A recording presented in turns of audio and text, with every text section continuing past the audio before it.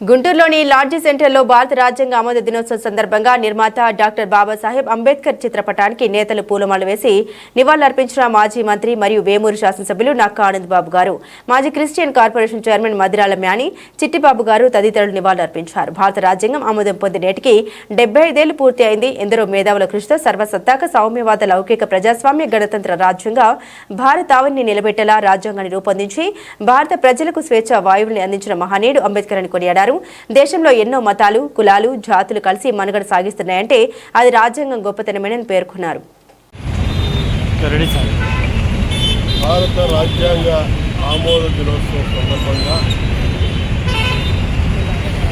రాజ్యాంగాన్ని మన దేశానికి అందించిన మహనీయుడు డాక్టర్ బిఆర్ అంబేద్కర్ గారికి ఘనంగా నివాళులర్పిస్తాం. ప్రపంచంలోనే అతిపెద్ద దృఢమైనటువంటి రాజ్యాంగాన్ని అందించినటువంటి మహనీయుడు డాక్టర్ బిఆర్ అంబేద్కర్. ప్రజాస్వామ్య దేశాల్లో భారతదేశానికి ఉన్నటువంటి ప్రత్యేకత మనందరికీ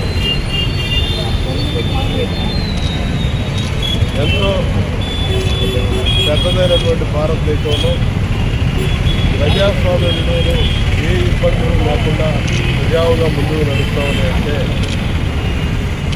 ఆ రాజ్యాంగ రూపకల్పనలో మహనీయుడు పొందుపరిచిన అంశాలు ప్రధాన కావాలి. భారత రాజ్యాంగం దేశ ప్రజల జీవన విధానానికి ఇలా పూర్తిగా ఏ విధంగా దోహదపడుతూ ఉన్నాం. రాజ్యాంగం యొక్క గొప్పతనం ప్రతి 5 సంవత్సరాలకు ఒకసారి ట్రాన్స్ఫర్మేషన్ ఆఫ్ పవర్ ఏ విధంగా జరుగుతూ ఉందో ప్రపంచ దేశాలు అన్నింటికంటే నిన్నగా భారతదేశంలో అది అమలవుతూ ఉంది. దానికి కారణం డాక్టర్ బిఆర్ అంబేద్కర్ గారు. ఇవాళ ప్రజాస్వామ్య విలువల్ని కాపాడుతూ ప్రజలకి రాజ్యాంగం కల్పించినటువంటి హక్కుల ద్వారా మనం జీవనం కొనసాగిస్తూ ఉన్నాం.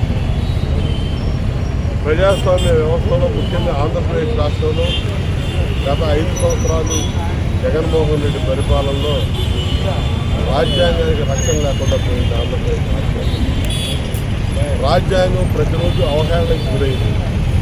అటువంటి పరిస్థితుల్లో 5 ఏళ్ల క్రితం అధికారంలోకి వచ్చినటువంటి చంద్రబాబు నాయుడు గారి నేతృత్వంలో మళ్ళా రాజ్యాంగ విలువలను పరిరక్షిస్తూ ఈ రాష్ట్రంలో అన్ని హక్కులను పరిరక్షిస్తూ మన మనుగడ ముందుకు తీసుకెళ్ళడానికి ఉద్దేశంగా చేస్తున్న తెలుగుదేశం పార్టీ బిఆర్ అంబేద్కర్ గారి ఆశయాలు ఆచరణ ఆత్మహత్యంగా ముందుకు తీసుకెళ్ళినటువంటి పార్టీ, రాజ్యాంగ విలువలకు కట్టుబడి పనిచేసినటువంటి పార్టీ, రాజ్యాంగం ఆమోదించబడి నేటికి 75 సంవత్సరాలు పూర్తవుతూ ఉంది. ఈ 75 సంవత్సరాల కాలంలో రాజ్యాంగం అవసరాల మేరకు దానిలో మార్పులు సవరణ చేసుకొని ముందుకు పోతా ఉన్నాం. సరళమైన దృఢమైన రాజ్యాంగంగా భారతదేశంలో రాజ్యాంగం కోసం పేరు ప్రఖ్యాతం సంపాదించింది. నిన్నటికి నిన్నే రాజ్యాంగ పీఠికలో ఉన్నటువంటి లౌకికవాదం, సామ్యవాదం అనే పదాలు కూడా తొలగించాలని కొంతమంది పులిస్తులు పడినా కూడా సుప్రీంకోర్టు కూడా దాన్ని అడ్డుకొని ఇవాళ ప్రజాస్వామ్య విలువల్ని పరిరక్షిస్తూ రాజ్యాంగం దృఢంగా ఏర్పాటు చేసినటువంటి అంబేద్కర్ గారి యొక్క కాన్సెప్ట్కి సుప్రీంకోర్టు కూడా నిన్నటి చెప్పడం అనేది అందరూ కూడా ఆమోద యోగ్యమైనటువంటి ఎంతో ఆనందించారు. ఇటువంటి పరిస్థితుల్లో రాజ్యాంగాన్ని అందరం కూడా భారత పౌరులందరూ పరిరక్షించుకోవాల్సిన అవసరం ఉంది. రాజ్యాంగ విలువలు కాపాడుకోవాల్సిన అవసరం ఉంది.